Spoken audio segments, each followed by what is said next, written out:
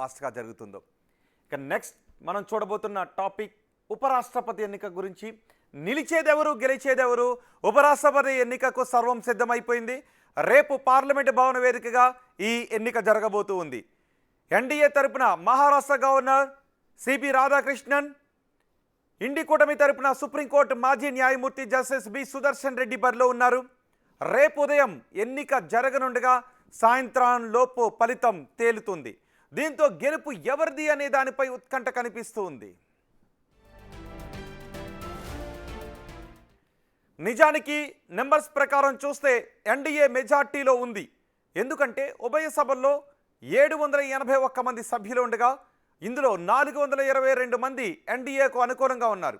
ఇక ఇండి కూటమికి మద్దతునిచ్చే వారి సంఖ్య 311. దీనికి తోడు వైసీపీ ఎన్డీఏకే జై కొట్టింది. దీంతో కూటమి బలం మరింత పెరిగింది.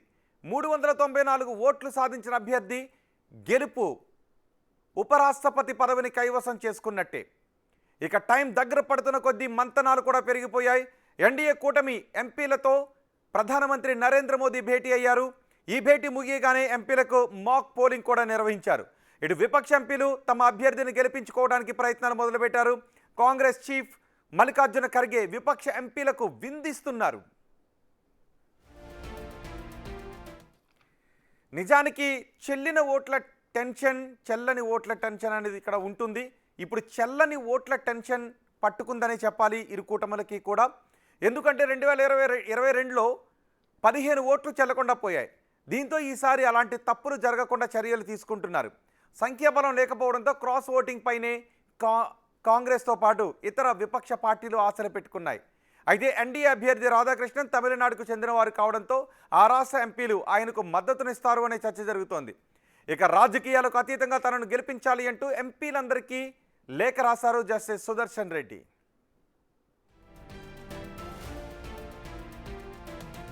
రేపు ఉదయం 10 గంటలకు ఓటింగ్ ప్రారంభమవుతుంది. సాయంత్రం 5 గంటలకు ముగుస్తుంది. సాయంత్రం 6 గంటలకు కౌంటింగ్ ప్రారంభమవుతుంది.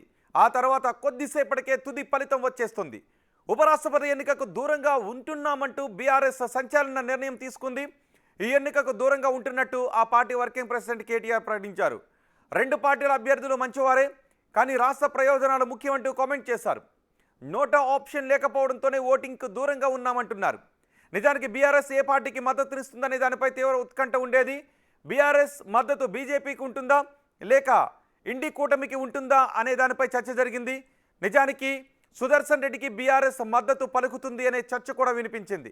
ఎన్డీఏ కూటమికి మద్దతు తెలిపితే చీకటి ఒప్పందం జరిగింది అనేది చర్చ జరుగుతుంది అని అంతా చర్చించుకుంటారు అని అనుకున్నారు. కానీ సుదర్శన్ రెడ్డికి మద్దతునిస్తే సాటి తెలుగువాడికి, అందులో నా తెలంగాణ వ్యక్తికి మద్దతునిచ్చినట్టుగా ఉండేది. కానీ ఇవేవి పట్టించుకోలేదు. బీఆర్ఎస్ దూరంగా ఉండాలి అని నిర్ణయించుకుంది. నిజానికి ఇది కూడా ఓ సెల్ఫ్ గోల్ లాంటి నిర్ణయమే అనే చర్చ ఇప్పటికే మొదలైంది.